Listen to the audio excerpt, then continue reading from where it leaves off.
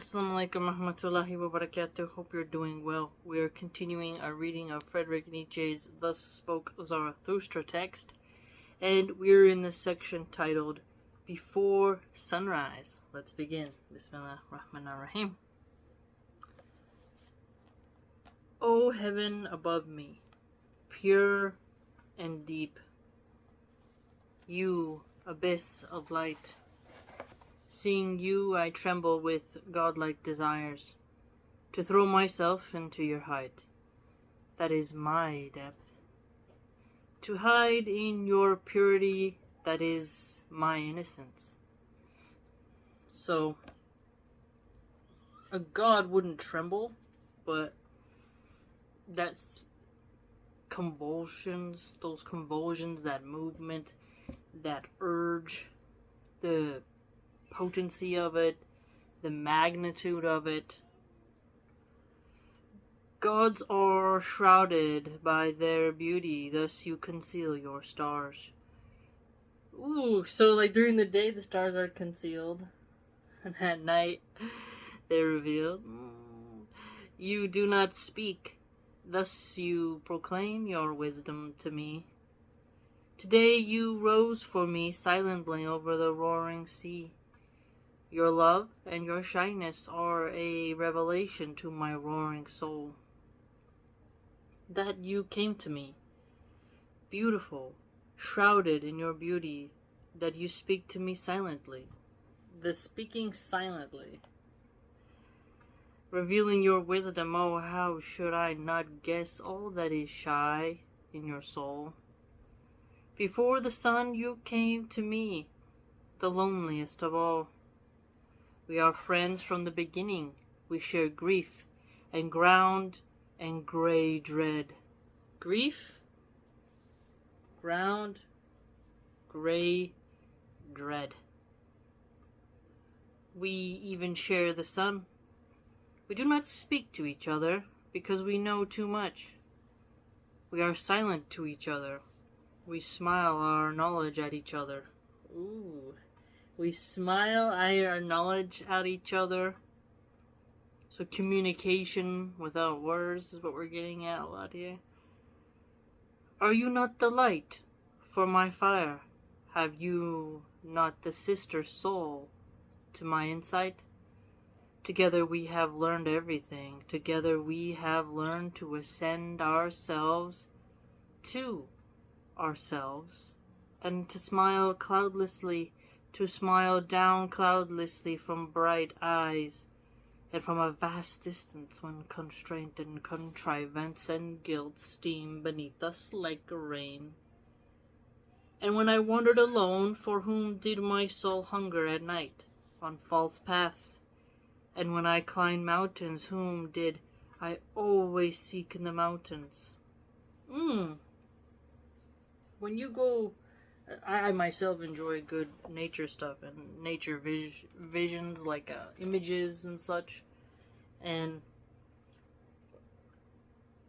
going into the mountains, there's definitely this sort of reclaiming your inner peace inside. It's rejuvenating, but you're looking for almost the signs of Allah, I'd argue, when you go hiking. Because you're looking at the splendor and beauty and how everything is without humans, Yes, humans help manicure the forests and sustain them now. But if we died, those forests would continue, regardless of lightning strikes and whatnot that damage them. But you go about it and it's like you're seeking the beauty and the signs of Allah in a way. If not you, and all my wandering and mountain climbing were sheer necessity, and a help in my helplessness. Okay, so wandering, I did that a lot as a kid. And now today you couldn't do that, but I was definitely a nature kid.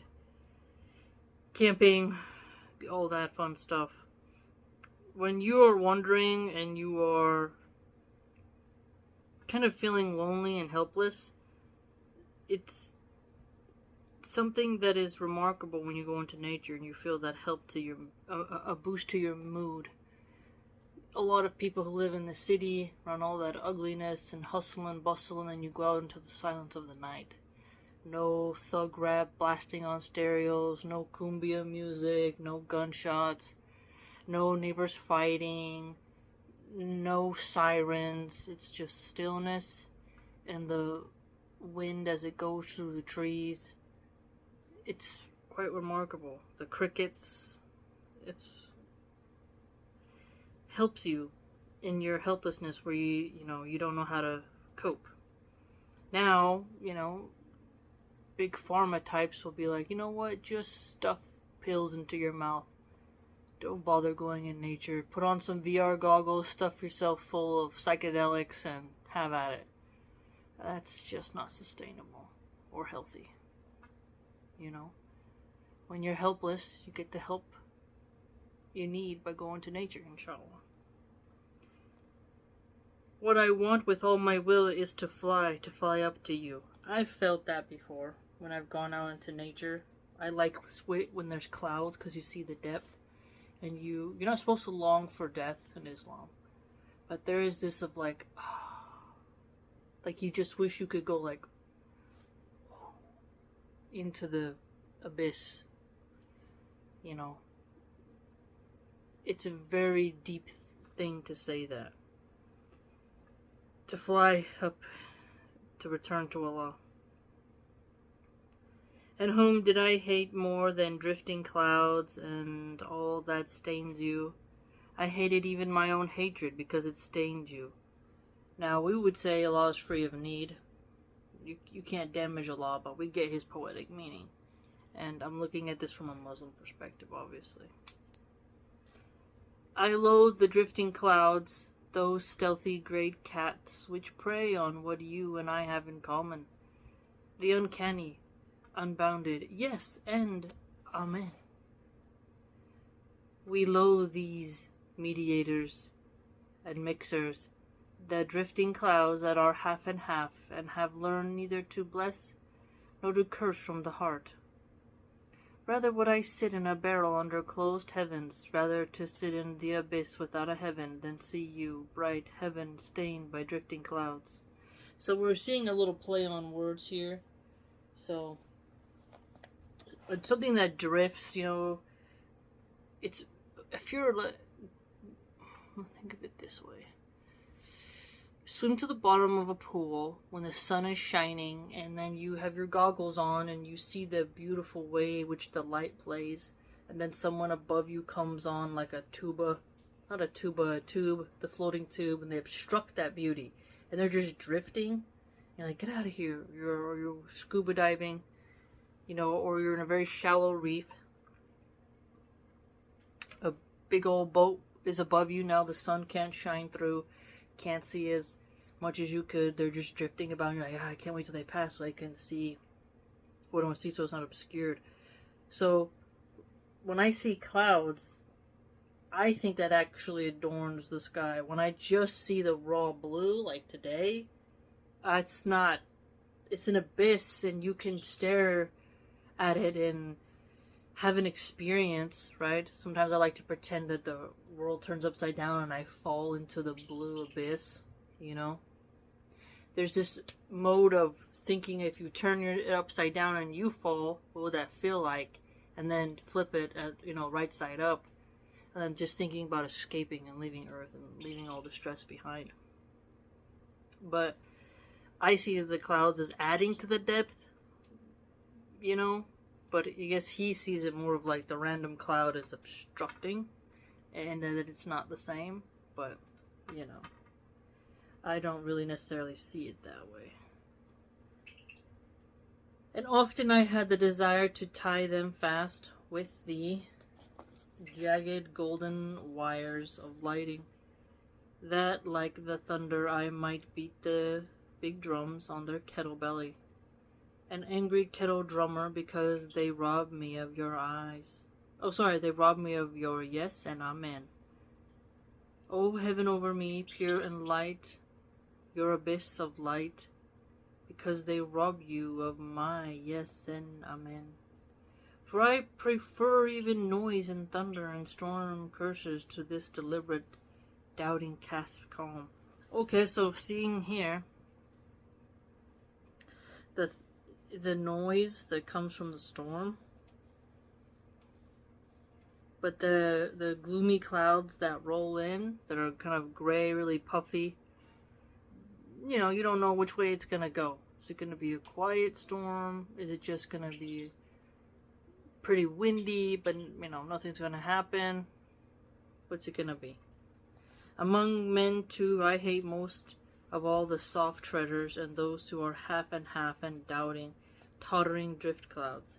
You could see what he was getting at, too, when he brought up that example of personalities as well. And the soft treaders, those not trying to ruffle feathers, the kind of fake LinkedIn smiling crowd, the politically correct, those who won't say the truth, half and half, they kind of dip their toes in, play both sides, they'll switch up real quick. The doubting, tottering, they won't be firm in their commitments, they won't just say what it is their stance, and they won't hold firm to that stance. Fence sitters, kind of like Tim Pool. You'll see people do that kind of behavior. They don't want to get demonetized. You want to be smart and not reckless and just be bombastic and shrewd and annoying. But there comes a time where you can say your position in a firm way without being insulting. But if it's dangerous to do so and people want to keep their fancy pants and lollipops, as it is said, then you see things become less real. And then what? So you can see his little poetic way of talking about a personality fault, right? And whoever cannot bless should learn to curse.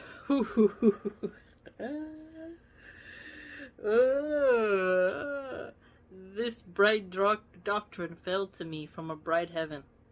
This star stands in my heaven even in black nights. But I am one who can bless and say yes. If only you are about me, pure and light, you abyss of light, then I carry the blessings of my yes into all abysses. All abysses. So this was unique that he said, you abyss of light. Because we often think of abyss as darkness. A sort of bleak, gloomy absence of light.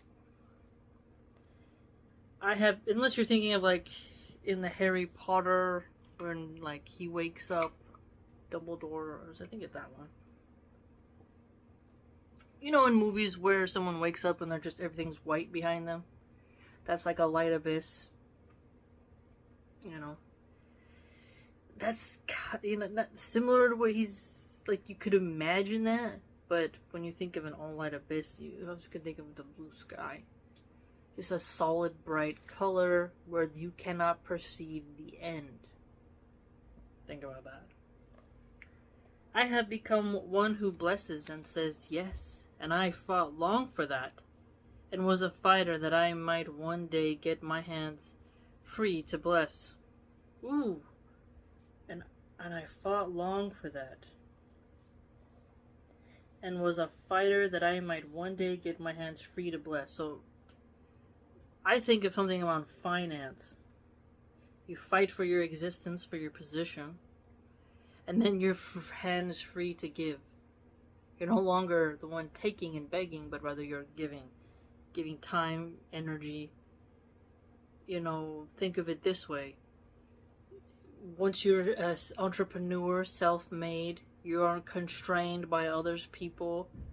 You are free to kind of bless people with your opinions, with your time, with your money, because you're not you're free from the yokes of others, and you fought for that position, for that liberty. But this is my blessing, to stand over every single thing as its own heaven, and its round roof is azure bell and eternal security. and blessed is he who blesses thus.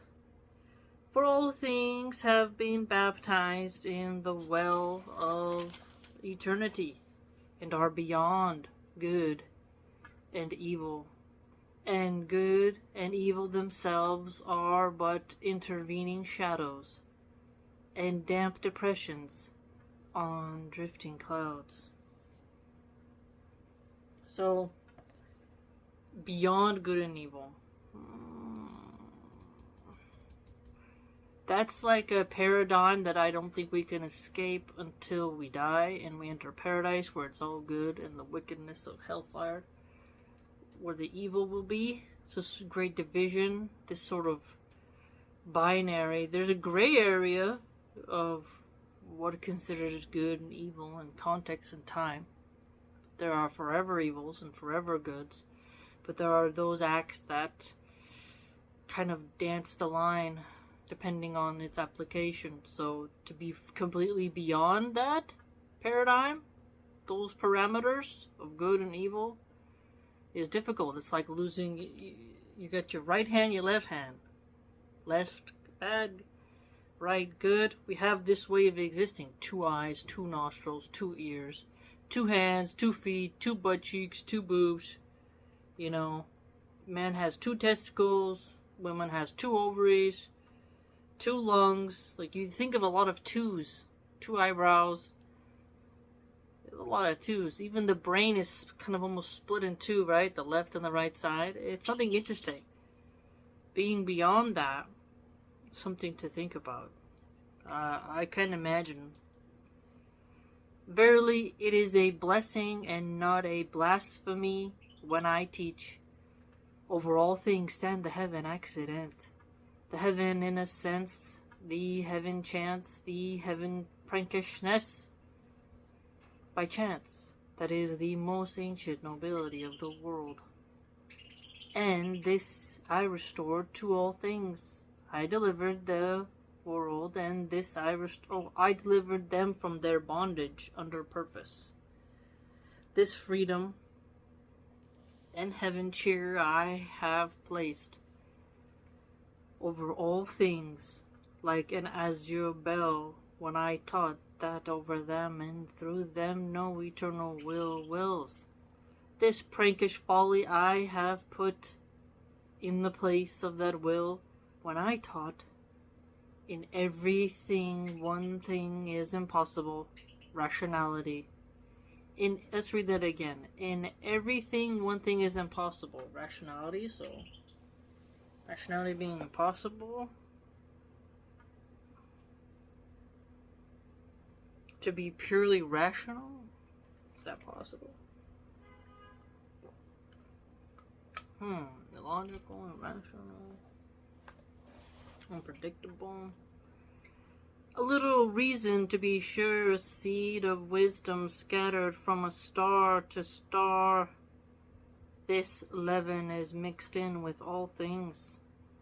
For folly's sake, wisdom is mixed in with all things.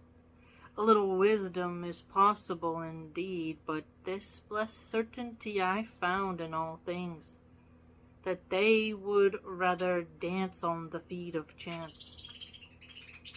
To dance on the feet of chance can get you kicked. Kicked in the arse. O heaven over me, pure and high. That is what your purity is to me now. That there is no eternal spider or spider web of reason. That you are to me a dance floor for divine accidents. That you are to me a divine table for divine dice and dice players. But you blush? Did I speak the unspeakable? Did I blaspheme, wishing to bless you? Or is it this shame of twosomeness that makes you blush? Do you bid me go and be silent because the day is coming now? The world is deep and deeper than day had ever been aware. Not everything may be put into words in the presence of the day. But the day is coming, so let us part. O heaven over me, bashful and glowing. O you, my happiness before sunrise, the day is coming, so let us part. Thus spoke Zarathustra. Spicy, witty, introspective. On the virtue that makes small. Part 1. When Zarathustra with Milahan was on land again, he did not proceed straight to his mountain and his cave, but he undertook many ways and questions, and found out this and that, so that he himself, joking, behold a river that flows, winding and twisting, back to its source, for he wanted to determine what had happened to man meanwhile, whether he had become greater or smaller, and once he saw a row of new houses. Then he was amazed and said, "What do these houses mean? Verily no great soul put them up as its likeness." Ooh, that's an interesting thing about architecture. You know, the way the architect constructs the house really reflects a little bit about them. You know, I like some squareness in the modern homes. There's something, yeah, I can see. When you look at some of these Gothic cathedrals and the details, you're like, that person had a vision and carried it out. It's something to think about. But there's also beauty and simplicity also, because recall he lives in a cave. You know, he kind of comes down from the mountain in the cave, but you can be a really wise person and have simplicity, but you can also be a great soul and have complexity, right? And there is something quite beautiful and overwhelming about a pure work of architecture that astounds the mind. It's like, wow. Might an idiotic child have taken them out of his toy box? Maybe he saw those suburban homes that look like copycats of each other, like, or in Bikini Bottom, Squidward side of town, where it's all those tiki heads, you know? It just all looks the same. With that, another child might put them back into his box. In these rooms and chambers, can men go in and out of them? I'm thinking about height. You know, there's some places where I've gone into. I'm not short, but I'm not super tall. But you're like, this ceiling kind of is a bit low. I like high ceilings. And the psychology of a short roof, it's like strange. Even though it's not touching your head, you still feel like you have to slouch. You feel compressed inside, like you're in a coffin. And it's interesting to think about going in and out of them, how it makes you feel. I like that angle that he just dropped for us. You know, can men go in and out of them? If you think about how even certain lodges of the Native Americans and the huts of the Vikings, it was a tall roof. You know, large doors, men going in and out. They weren't these tiny Chinese-style beehive apartments where you're paying $3,000 a month for something that is smaller than your average hospital room. You know, Newark City, talking to you. They look to me as if made for silken dolls or for stealthy nibblers who probably also let themselves be nibbled stealthily. Ooh. This makes me think about, in the Legion of Honor Museum, they had a Baroque room to kind of show the Baroque time period. It was pretty, but a bit gaudy, we call that. And it's just like lots of curving and gold and like blooming. It was a bit so ostentatious, so ornate that it becomes like, you know, that seems like a bit overwhelming for my taste. So when he talks about silken dolls, I think of something like that. And the stealthy nibblers, they just go take a little bit. and go away. Kind of like mice. I had hamsters, and they'll do that. The stealthiest survived. But the one that's like nibbled stealthily, letting others eat off you, sounds a lot to me when I think of that. A business guy who keeps the vampires around him and kind of just lets them feed on him once in a while. He doesn't really have this sort of protectiveness over his body or the awareness of it. Yeah, it's something to think about. Or men who get with vampiric type of women and let those type of Jezebels drain their resources. They're sort of nibbling, feeding off of him stealthily, whether he realizes it or not. They're draining resources,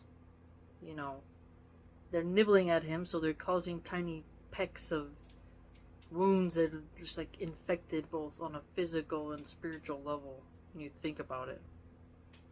I like that because you can picture this and apply it to a lot of different ways in society. If you hear that pecking, I put pine cones in for the birds, and they're having fun chewing on them.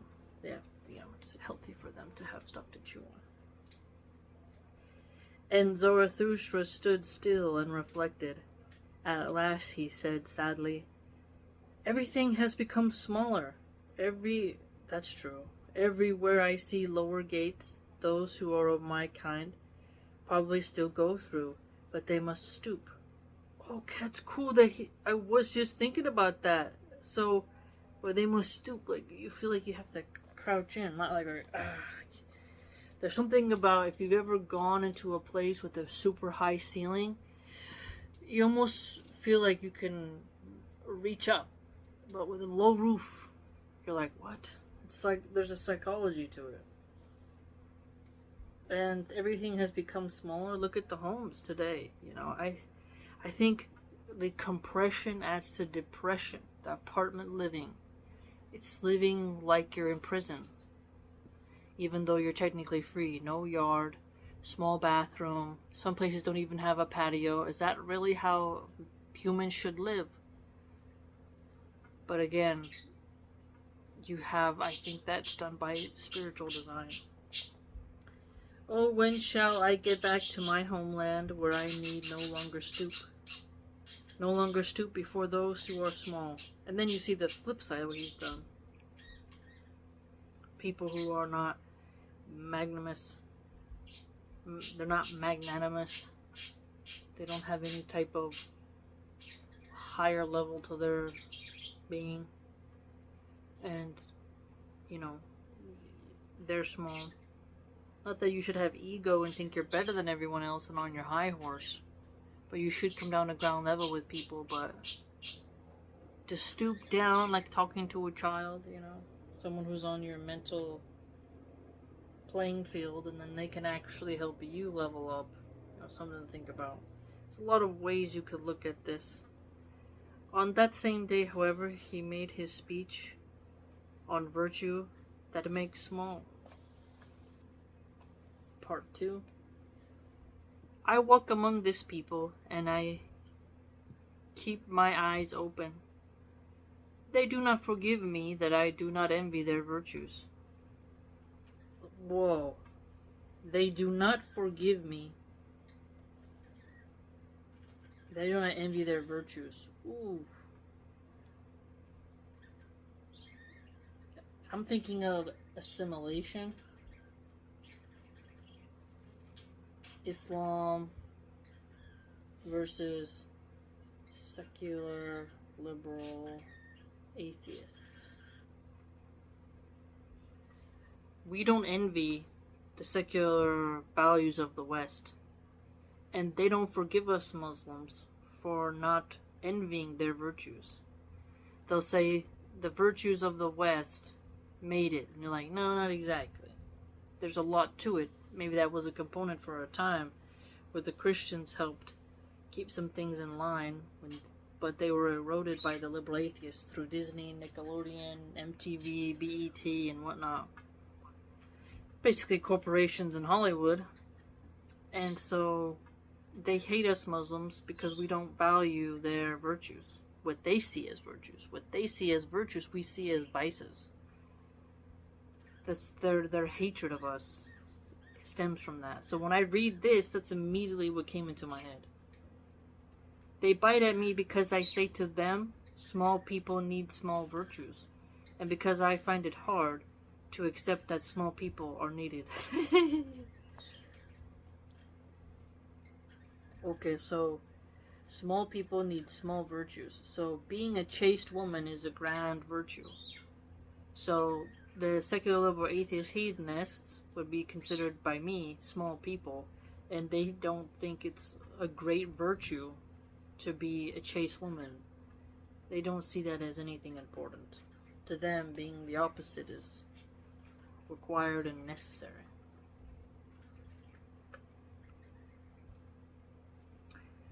I am still like the rooster in a strange yard, where the hens also bite at him. Well, then he needs a man up, rooster. But I am not angry with the hens on that account. I am polite to them as to all small annoyances. This a little bit is like, imagine the nagging of women. It's like, I tolerate it. It's a small annoyance. To be prickly to what is small strikes me as wisdom for hedgehogs. Ooh. Eccentric types, OCD types, they get prickly with small strikes at them. You have to control your anger. If you're easily triggered. They all speak of me when they sit around the fire in the evening. They speak of me, but no one thinks of me. This is the new stillness I have learned. Their noise concerning me spreads a cloak over my thoughts. They noise among themselves. What would this gloomy cloud bring us? Let us see to it that it does not bring us a plague. And recently a woman tore back her child when it wanted to come to me. Take the children away, she cried. Such eyes scorch children's souls. They cough when I speak. They think that a cough is an argument against strong winds. They guess nothing of the roaring of my happiness. We have no time yet for Zarathustra, they argue. But what matters a time that has no time for Zarathustra? And when they praise me, how could I go to sleep on their praise? Their praise is a belt of thorns to me. It scratches me even as I take it off. And this too I have learned among them. He who gives praise poses as if he were giving back. In truth, however, he wants more gifts. Ooh, read that again.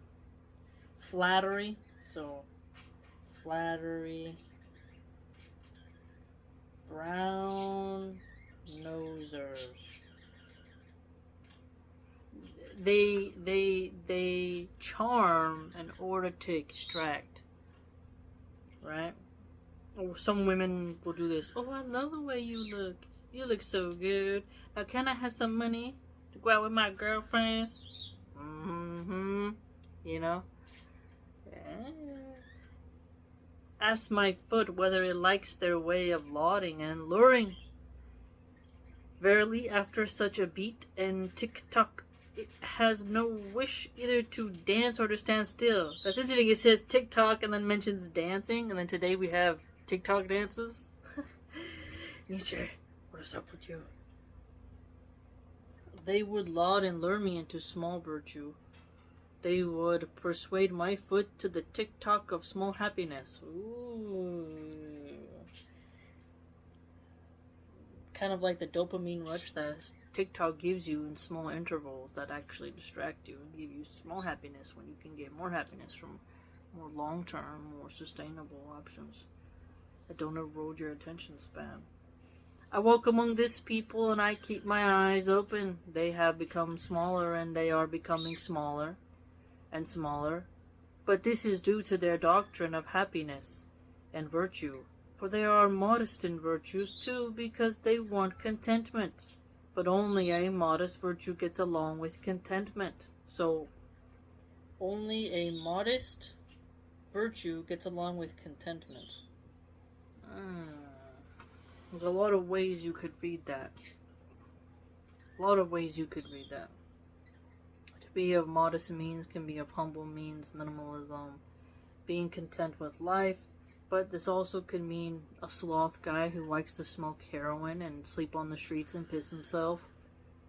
And he sees that contentment is the pursuing of passions and enjoyment, and so he doesn't try to go above that.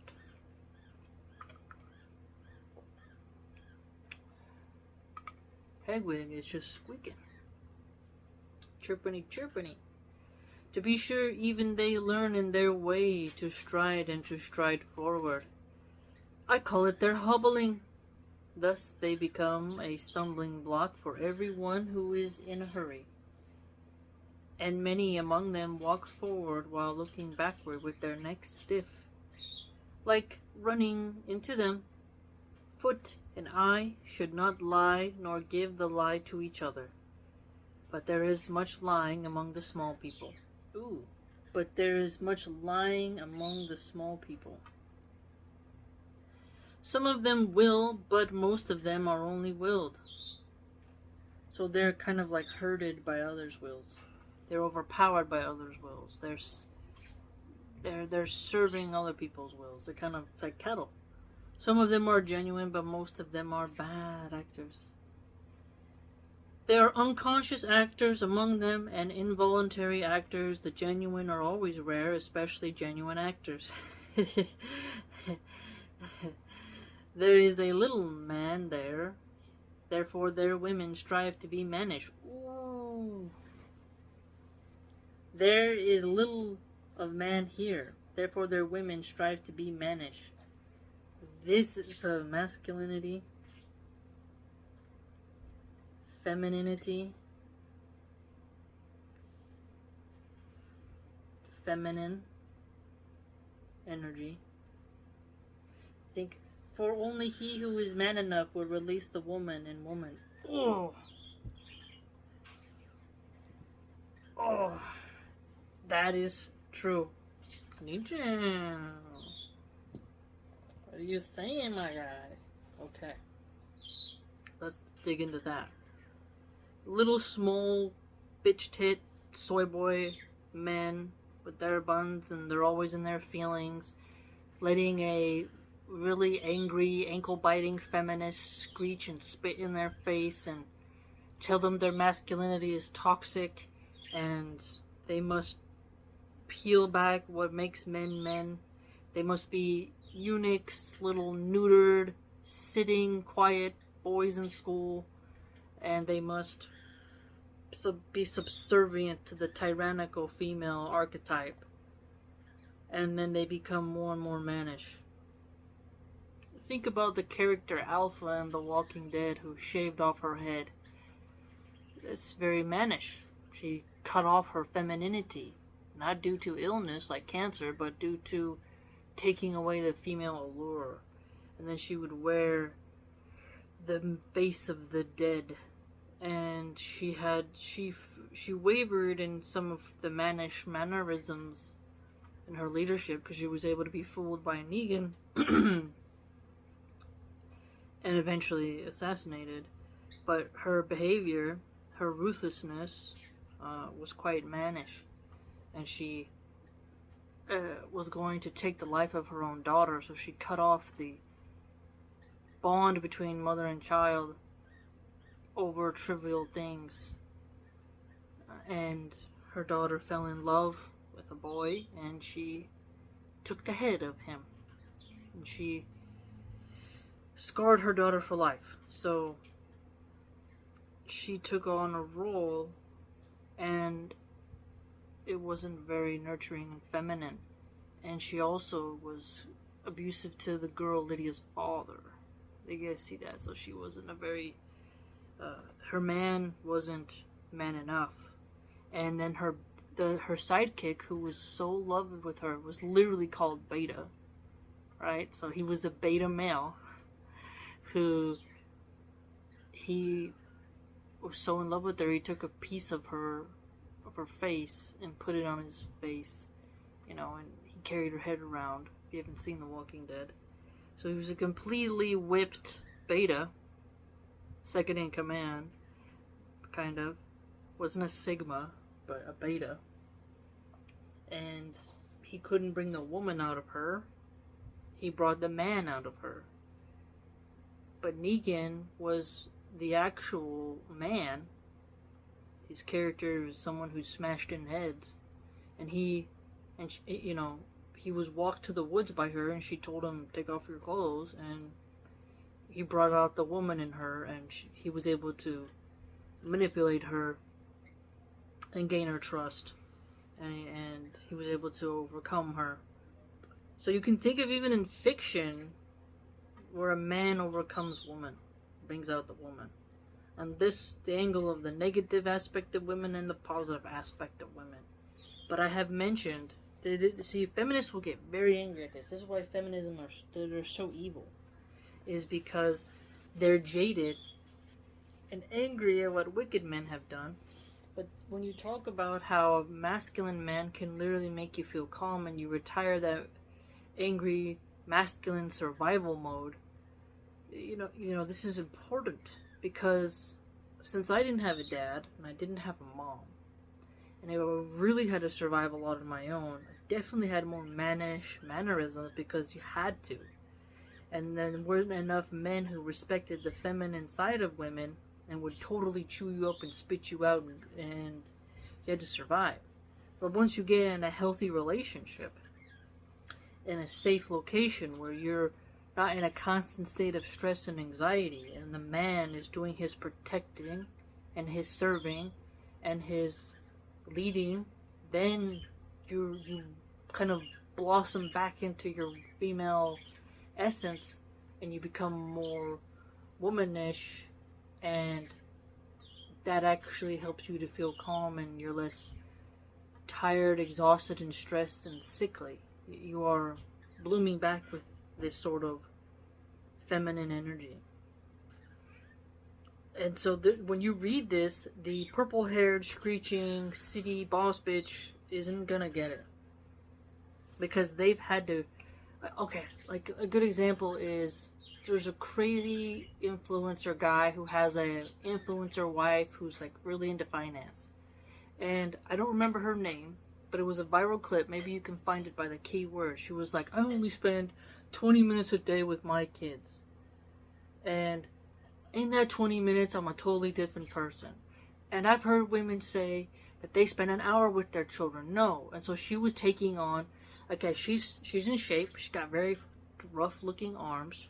There's not a softness to her. There's a very like shredded, worked out vibe to her, and she's coming off very masculine, even though she has makeup on, her hair is done, she's got a tan, her nails are done, but she's coming off very business, finance, bro energy, and her husband's in that field as well, and she's not being a sort of graceful young Princess Diana,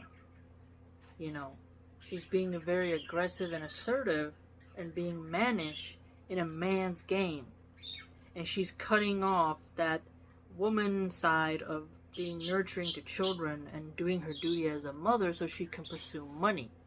So she can chase money, aka resources, which is supposed to be the job of the man. The man brings the resources, the woman, distributes the resources accordingly. Man hunts deer, woman makes dinner. Gives dinner to people, distributes the resources, right? So I can, and her husband he's buff and tatted, and I think he went to prison or something once. He was on a panel with like the Fresh and Fit guys or something. I can't remember his name, but he comes off as obviously mannish, but he is with a woman who he cannot bring out the woman in, right? He brought out her man side. That's an imbalance. A man can be masculine, but just not the right fit for that woman. That's why it's fascinating when you see some women who pick the bad prison dudes And they may be loud, snap their fingers with a softer guy who maybe will treat them better. But that bad boy who served prison time backhand her, puts her in her place, uses physical violence, and then all of a sudden she's not cheating. I saw a viral post that said some women, they'll cheat in good relationships where the guy is calm and happy, but they won't cheat and they won't leave a man who's toxic and abusive. And this is a very strange paradigm that some women have. You know, where the man, he won't be eunuched by the woman. But then it takes a graceful woman to bring out the protective nature of man. You know, you can't out-dominate a man. A woman can't do that. It took me a long time to realize that. This small part right here has led to many discussions. Feminists will screech, and feminist philosophers almost sounds like an oxymoron. But I do think it's strange that, like, the men of today making women wear pants and jeans, wearing ties, wearing button-up suit types, the pantsuit of Hillary Clinton, cutting your hair short. This is imitating men. It's imitating men. And it's remarkable, because you'll see some women talk about if you dress more feminine, men will do more things for you. And if a woman dresses very masculine around her husband, he hasn't given her the satisfaction in bed, and he hasn't how should I word this? Excelled in a way where she feels like at rest. They're competing against each other, and she's competing with him. I hope I'm explaining myself well, Not all those philosophers can explain our ideas perfectly, but I think there's something to this. Let me know what you think. And this hypocrisy I found to be the worst among them, that even those who command hypocritically find the virtues of those who serve. I serve, you serve, we serve. Thus praise even the hypocrisy of the rulers. And woe if the first lord is merely the first servant. Alas, into their hypocrisies too the curiosity of my eyes flew astray. Curiosity of my eyes flew astray. That's why we say lower the gaze. Be careful what you look at. And well, I guess there fly happiness and their humming around sunny window panes. So much kindness, so much weakness do I see, so much justice and pity, so much weakness. Round, righteous, and kind they are to each other. Round like grains of sand, righteous and kind with grains of sand.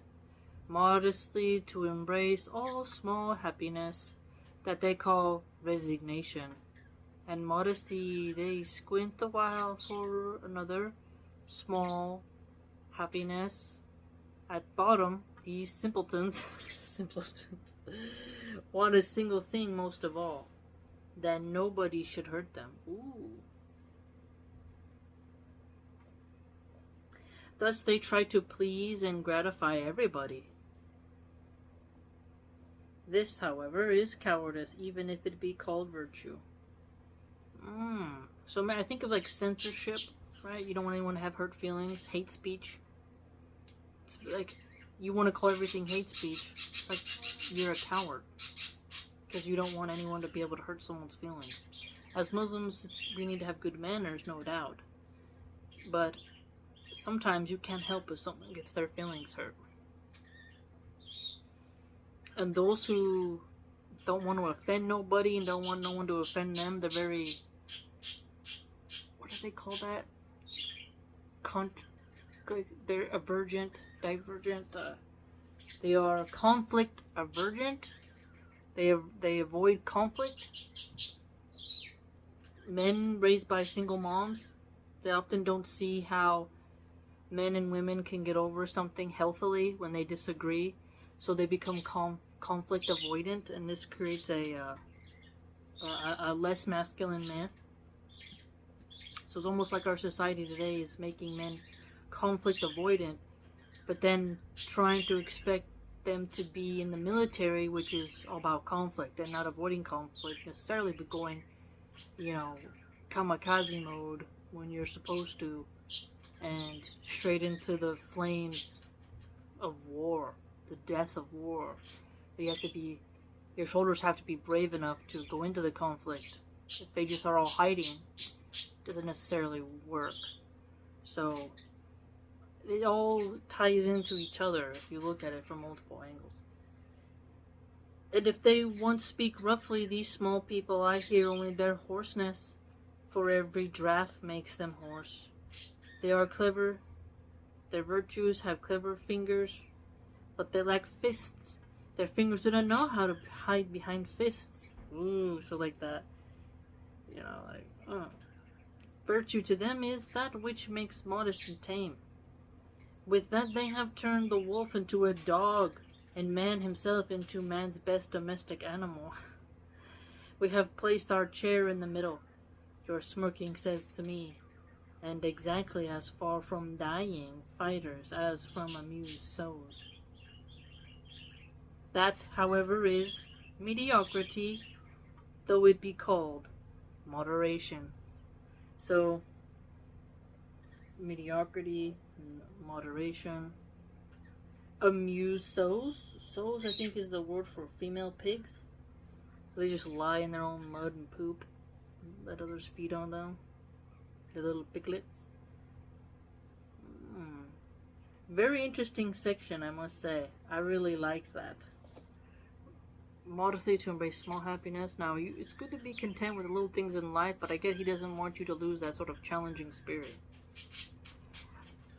I really like this reading. It's a great text.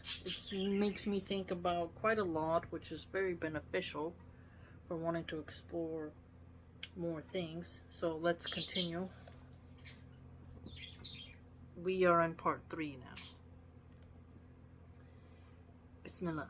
I walk among this people, and I let many a word drop, but they know neither how to accept nor how to retain. They are amazed that I did not come to revile venery and vice, and verily I did not come to warn against pickpockets either. They are amazed that I am not prepared to teach wit to their cleverness, and to wit it as if they did not have enough clever boys whose voices screech like slate pencils. And when I shout, curse all cowardly devils in you who like to whine and fold their hands and pray, they shout, Zarathustra is godless, and their teachers of resignation shout it especially. Teachers of resignation, resigning to your fate. But it is precisely into their ears that I like to shout, yes, I am Zarathustra the godless. These teachers of resignation, whatever is small and sick and scabby they crawl to like lice, and only my nausea prevents me from squashing them. Well then, this is my preaching for their ears. I am Zarathustra the godless who speaks, which is more godless than I, that I might delight in his instruction. So, calling himself godless? I guess it would depend on what those people see as gods, right? We are free of what you associate with Allah.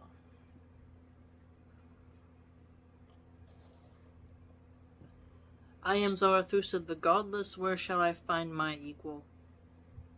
And all those are my equals who give themselves their own will and reject all resignation. Who give themselves their own will and reject resignation. Rejecting resignation. Their own will. I do kind of get, though, with like that's your lot in life. Now, it's different if you're like, well, I was born poor, so I'm gonna die poor. And they never try to achieve. You never try to excel. But I think that there's a point where a woman can say, you know what, I'm not in a good marriage, past my prime, I'm just gonna stick it out and accept that this is my lot in life. You see what I mean? I think there's a way you can balance out the opinions. I am Zarathustra the godless. I still cook every chance in my pot, and only when it has been cooked through there do I welcome it as my food. And verily, many a chance came to me domineeringly, but my will spoke to it still more domineeringly. Yeah.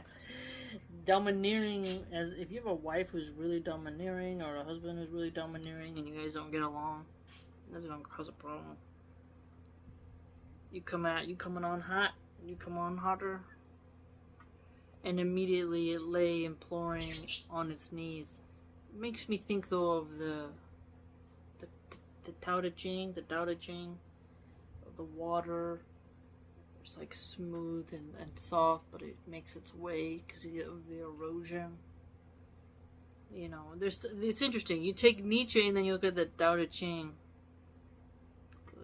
You can see the difference. You know, that's why it's fun to study it. And immediately it lay imploring on its knees, imploring that it might find a hearth and harden me, and urging with flattery, "Look, Zarathustra, how only a friend comes to his friend." So imploring, like, to find a hearth. So the hearth is like that flame, you know, like fireplace, warmth, heart. It's like the beating, kindness, softness. Urging with flattery. If you recall in the past, you know, I mentioned flattery. Flattery is a deadly weapon sometimes. But why do I speak where nobody has my ears? And so let me shout it to all the winds. You are becoming smaller and smaller, you small people. You are crumbling, you are comfortable ones. Ooh, so you are comfortable ones. You will yet perish of your many small virtues, of your many small absentations, of your many small resignations, too considerate, too yielding in your soil. Ooh, too considerate, too yielding in your soil. Too tolerant. That makes me think of too tolerant. Too tolerant. That's what liberals are today when it comes to like what they teach little kids in schools. Oh yeah, you can be a eunuch. You know, you want to have that giant sodomy parade where guys are whipping themselves in kink gear, BDSM costumes in front of kids. We'll be considerate and let them have the degenerate parade. You know, dress up as a furry and paint your nipples really weird. Yeah, we'll be very considerate for your sexual fetishes. You know, you can see what his point is. Yielding your soil. Nope, this is what we have. This is our territory. You're gonna stop. You know, we're not gonna tolerate that here on our soil. We're not gonna yield our soil to you. But that a tree may become great, it must strike hard roots around hard rock. That's an interesting one, because when the roots go around the tree, and then if there's a mudslide, you know, it's gonna help that tree in the wind. Because when you see, I shared in the past, like maybe 3 years ago, I saw a tree is tipped over, and then you see all the roots underneath. You're like, whoa, that's wild. So it's fascinating if you think about a heavy stone and how the tree wraps around it. It can benefit it. Because if the roots are not around hard rock and they're more like a loose, eroded soil, you know, it's going to blow over more easily, and that can smash into your home. That can cause quite a lot of problems, you know. I can some places you'll see them put big stones on purpose to kind of help keep the trees in line. If there's like a hill and the trees are here, you need those trees to hold back the soil so there's not mudslides. But if you put some boulders in there, this helps hold the soil and then helps the tree's roots to kind of go around it. And so you can see this point both in a metaphorical sense and a literal sense, right? Okay, we'll pause here. Great session. I highly enjoyed that. And obviously we're not going to agree with everything he says, but what's fun about reading Nietzsche, as I've mentioned before, is that you get to go through some thought exercises and do a lot of introspection, and it makes you think of things that you might not have before. And that's why I think it's beneficial to read this text. If you'd like to support my work or read more about what I write, you can do so by going to www.subscribestar.com/MilahanArchive. Hope to see you there. I'm not monetized on any platform whatsoever, and so if you want to be like a sponsor, you would do that through the blog. Okay? And I hope that you are having a good day and that you found this video beneficial. Take care.